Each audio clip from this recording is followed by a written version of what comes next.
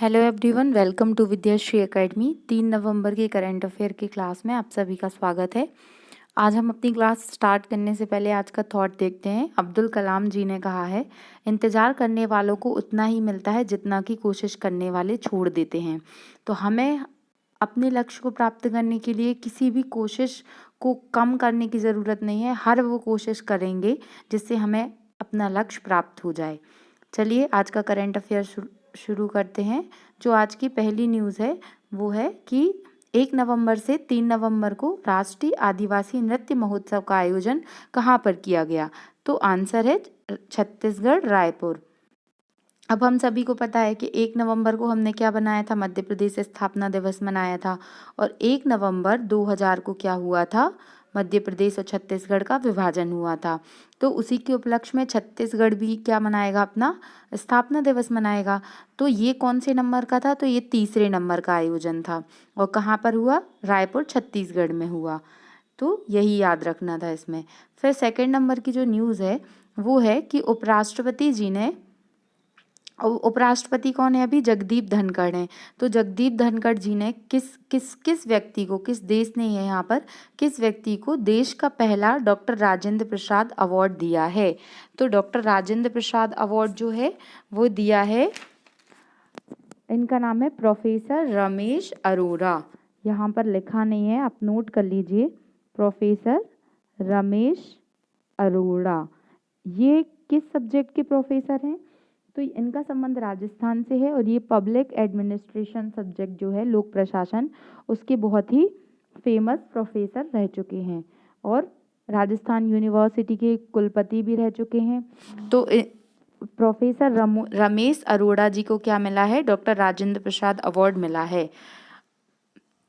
अब जो उपराष्ट्रपति होते हैं भारत के, वो राज्यसभा के पदेन सभापति भी होते हैं। तो यह जो प्रश्न है पूछा जाता है, ये किस आर्टिकल में बोला गया है? तो आर्टिकल नंबर 64 में बोला गया है। फिर जगदीप धनखड़ जी, अभी चूंकि राष्ट्रपति और उपराष्ट्रपति के चुनाव रिसेंटली हुए हैं 2022 में, तो इससे रिलेटेड स्टैटिक फैक्ट भी आपसे पूछा जा सकता है कि उपराष्ट्रपति का आर्टिकल कौन सा है, किस किस आर्टिकल में उपराष्ट्रपति जी के बारे में बताया गया है। ये जो जगदीप धनखड़ जी हैं, ये किस राज्य के राज्यपाल रह चुके हैं? इस प्रकार के प्रश्न भी आपको MPPSC और SSC वगैरह में आपको देखने मिल जाएंगे। तो जगदीप धनखड़ जी हैं जो किस नंबर के उपराष्ट्रपति हैं, ये आपको कमेंट बॉक्स में लिखकर बताना है। और ये किसको हराकर उपराष्ट्रपति बने थे? तो मार्गरेट अल्वा को इन्होंने हराया है अभी। फिर किसने दुनिया का सबसे शक्तिशाली रॉकेट फाल्कन हैवी लॉन्च किया है? यहाँ पर कंपनी का नाम पूछा है। तो ये सबसे हैवी क्या है? रॉकेट है। तो कंपनी का नाम क्या है? Space x. आप सभी ने अगर एलॉन मस्क का नाम सुना होगा, स्पेस एक्स का नाम सुना होगा, तो आपको पता होगा ये किस देश की कंपनी है? तो ये USA की कंपनी है। देखिए अभी जो समय चल रहा है, तो आप देख रहे हैं कि रशिया यूक्रेन वॉर का समय है। तो ये सब युद्ध तो धरती पर हो रहे हैं, लेकिन जो आगे आने वाला समय है, वो सब जो लड़ाई होगी ना, वो अंतरिक्ष में होने वाली लड़ाई है। तो जो ये बड़े बड़े देश हैं, जैसे अमेरिका हो गया, रशिया हो गया, चाइना हो गया, तो इनकी स्ट्रैटेजी क्या है कि अब हमें धरती पे तो ठीक है, लेकिन हमें हमारे जो स्पेस है, स्पेस में इस तरीके से रॉकेट लॉन्च करना है कि जो इनका वर्चस्व है वो वहाँ पर भी कायम रहे। तो ये किसने लॉन्च किया है? स्पेस एक्स ने लॉन्च किया है। और जो USA की जो अंतरिक्ष एजेंसी है, उसका नाम क्या है? NASA. What is the full form of NASA? उसका आपको फुल फॉर्म कमेंट बॉक्स में लिखकर बताना है। देखिए जो भी मैं आपसे क्वेश्चन पूछती हूँ, तो मैं आपसे जस्ट ऐसे क्वेश्चन पूछ रही हूँ जो बहुत ही ईजी हैं और ऐसे हैं जो पूछे जाते हैं। तो मैं सारे अगर बता दूंगी आपको, तो उससे आपका फ़ायदा नहीं होगा। कुछ आप सर्च करके कमेंट में लिखेंगे तो उससे आपका ही फ़ायदा है। ओके। और भारत की तो अंतरिक्ष एजेंसी का नाम क्या है? हम सभी जानते हैं, ISRO, Indian space research organisation. इसकी स्थापना कब हुई थी? तो 1969 में हुई थी। इसरो के ऊपर भी मैं एक वीडियो लाने वाली हूँ, बहुत जल्द आप देख लीजिएगा। फिर चर्चा में रहा डोनी पोलो हवाई अड्डा किस राज्य में है? तो ये इतना महत्वपूर्ण नहीं है, हमें सिर्फ ये पता होना चाहिए कि ये किस राज्य में है। ये ईटानगर, अरुणाचल प्रदेश में स्थित है और ये ग्रीनफील्ड एयरपोर्ट है। ओके। तो डोनी पोलो ये कहाँ पर है? अरुणाचल प्रदेश में स्थित है। इसका नाम डोनी मतलब सूर्य होता है और पोलो मतलब चंद्रमा होता है यहाँ की लैंग्वेज में, तो वैसा बताया गया है। फिर नेक्स्ट न्यूज़ है और इम्पोर्टेंट है कि फ्रेंच ओपन बैडमिंटन टूर्नामेंट 2022 में पुरुष डबल्स खिताब किसने जीता है? तो दो नाम याद रखने हैं, सात्विक साईराज और चिराग शेट्टी। तो सात्विक साईराज ये कोई नॉर्मल व्यक्ति तो हो नहीं सकता है, ऐसे ही कोई खिलाड़ी थोड़ी ना जीत लेगा। तो साईराज और चिराग शेट्टी दोनों ही नाम बहुत स्पेशल से लग रहे हैं, तो साई याद कर लीजिए और शेट्टी याद कर लीजिए। साईराज और चिराग शेट्टी ने क्या जीता है? French open. ये बैडमिंटन का टूर्नामेंट है, आप कंफ्यूज मत होइए, क्योंकि फ्रेंच ओपन जो होता है वो टेनिस में भी होता है। तो और इसमें ये प्रश्न पूछा गया है कई बार, अभी जो रिसेंटली एग्जाम हुए हैं, कि पुरुष सिंगल किसने जीता था? तो पुरुष सिंगल जीता था विक्टर एक्सेल्सन। और जो ये अंतर्राष्ट्रीय स्तर का था। और जो महिला सिंगल जीता है वो किसने जीता है? वो कैरोलिना ने जीता है। कैरोलिना का संबंध किस देश से है? तो कभी कभी खिलाड़ी का देश भी पूछा जाता है, तो स्पेन से इनका संबंध है। तो जैसे ये तो बैडमिंटन की बात हो गई, वैसे ही टेनिस में 4 ओपन होते हैं। आपको इनका सीक्वेंस भी पता होना चाहिए कि सबसे पहले कौन सा होता है, फिर कौन सा होता है। और ये इनको मतलब जो ऑस्ट्रेलियन ओपन, फ्रेंच ओपन, पहले ऑस्ट्रेलियन ओपन होता है, फिर फ्रेंच ओपन होता है, फिर विंबलडन होता है और फिर लास्ट में यूएसए ओपन होता है। तो इनका जो गेम मतलब जो टेनिस जो ऑस्ट्रेलियन ओपन होता है जैसे, तो कौन सा हार्ड कोर्ट पे होता है, कौन सा क्ले पे होता है, ये भी आपको पता होना चाहिए। मैं स्पोर्ट्स वाली क्लास लूँगी तब इसको डिटेल में एक्सप्लेन कर दूँगी। फिर थॉमस कप तो इस बार पेपर में ज़रूर पूछा जाएगा, क्योंकि पहली बार भारत ने थॉमस कप जीता है।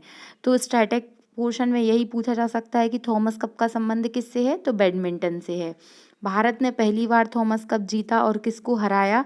तो इंडोनेशिया को हराया और भारत ने जीता।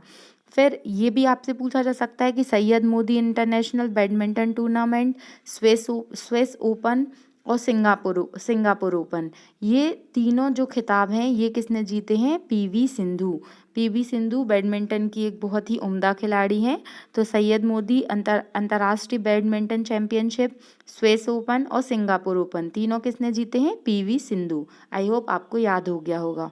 फिर एक बैंक है India post payment bank. India post payment bank की स्थापना कब हुई, ये आपको बताना है। तो इंडिया पोस्ट पेमेंट बैंक ने भारत का पहला फ्लोटिंग वित्तीय साक्षरता शिविर का मतलब क्या हुआ कि जो फ्लोटिंग मतलब तैरने वाला फाइनेंशियल एजुकेशनल शिविर है ये। इसका आयोजन कहाँ पर किया गया? तो श्रीनगर में किया गया। अब श्रीनगर में बहुत ही फेमस झील है डल झील। जो श्रीनगर की इकोनॉमी है पूरी वो टूरिज्म बेस्ड है, तो यहाँ पर बहुत सारी झीलें हैं, तो उनको देखने के लिए बहुत सारे लोग बाहर से जाते हैं। तो यहाँ पर क्या है कि एक फ्लोटिंग फाइनेंशियल साक्षरता शिविर का आयोजन किया गया है।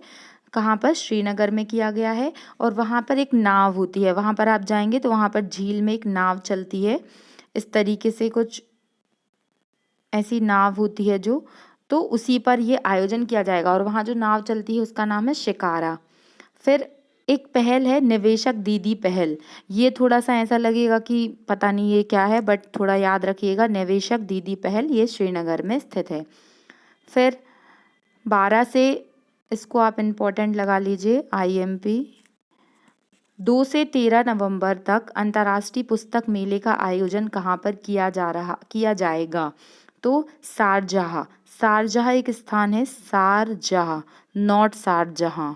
तो शारजाह एक स्थान है, वो है UAE में, संयुक्त अरब अमीरात एक देश है, वहाँ पर है शारजाह स्थल। वहाँ पर क्या है? अंतर्राष्ट्रीय पुस्तक मेले का आयोजन किया जाएगा। इसकी थीम भी आपसे पूछ सकते हैं, स्प्रेड द वर्ल्ड। क्या है? पुस्तकों के ज्ञान को पूरी दुनिया में फैलाना है, स्प्रेड द वर्ल्ड। और ये कौन से नंबर का है? तो 41वें नंबर का है। तो अंतर्राष्ट्रीय पुस्तक मेला हम ऐसे याद कर लीजिए कि हम क्या है, हिस्ट्री की पुस्तक में शारजहां के बारे में तो जरूर पढ़ते हैं, तो शारजाह है। ओके। फिर ट्रैक एशिया कप 2022 की मेज़बानी किसने की? तो केरल ने की। बस ये याद करना है, इसके बारे में कोई डिटेल नहीं पढ़ना है हमें।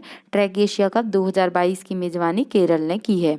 फिर एक बहुत ही महत्वपूर्ण व्यक्तित्व है, इनका भी निधन हो गया है, इला बेन भट्ट। तो जब भी आपको ऐसे कुछ बेन मिलता है तो हम समझ जाते हैं कि ये किस राज्य से होना चाहिए। तो जैसे आनंदीबेन पटेल जी हैं, तो बेन लगा है मीन्स ये कहाँ से होंगी? इनका संबंध होगा गुजरात से। ये गुजरात की बहुत ही फेमस सामाजिक कार्यकर्ता हैं। इनका निधन हो गया है। इनका एक संगठन है जिसका नाम है सेवा स्वरोजगार महिला संघ, उसकी स्थापना इन्होंने की थी, जिसमें महिलाओं को ये रोजगार प्रदान कराती हैं। तो ये जो है एक इनका संबंध मतलब वर्ल्ड बैंक में भी एज अ एडवाइज़र भी रह चुकी हैं, और भी महत्वपूर्ण संगठनों में इन्होंने अपनी भूमिका को निभाया, इसलिए थोड़ा इनका नाम याद रखिएगा। फिर फीफा के बारे में न्यूज़ है, जो फीफा 2022 है, जिसका आयोजन 20 नवंबर से 18 दिसंबर तक कतर में किया जाएगा। उसके लिए भारत के ब्रांड एम्बेसडर कौन बने हैं? रणवीर सिंह। रणवीर सिंह जो हैं वो फीफा 2022 के लिए भारत के ब्रांड एम्बेसडर बने हैं। ओके। फिर 1 नवंबर को मुक्ति दिवस किस केंद्र शासित प्रदेश ने मनाया है? तो मुक्ति दिवस मनाया है पुडुचेरी ने। क्यों मनाया है? तो आपको पता होना चाहिए कि जब स्वतंत्रता के पहले भी और स्वतंत्रता के कुछ समय बाद भी 1 नवंबर 1954 के पहले तक जो पुडुचेरी था वो क्या था? फ्रांस का उपनिवेश था। तो 1 नवंबर 1954 को ही इसको मुक्ति मिली थी फ्रांसीसी उपनिवेश से, इसलिए मुक्ति दिवस 1 नवंबर को कौन मनाता है? तो पुडुचेरी मनाता है। फिर इससे रिलेटेड ये प्रश्न काफ़ी एग्जाम में पूछे गए हैं कि यहाँ पर 4 जिले हैं जिनसे मिलके पुडुचेरी पूरा बनता है। तो माहे है केरल में, यनम है आंध्र प्रदेश में, और पुडुचेरी कराईकल है तमिलनाडु में। इन सबको मिलकर ही पूरा पुडुचेरी बनता है। तो ये आज के करंट अफेयर थे। इतने ही इम्पोर्टेंट पॉइंट थे जो हमें याद रखना है। आई होप आपको ये समझ में आ गया होगा। जो क्वेश्चंस मैंने पूछे हैं आप उनको कमेंट बॉक्स में ज़रूर लिखिए, और आप अपना फीडबैक ज़रूर दीजिए कि आपको और कौन से टॉपिक पर वीडियो चाहिए, वो भी आप कमेंट बॉक्स में बता सकते हैं। Thank you so much. Please like share and subscribe. जय हिंद, जय भारत।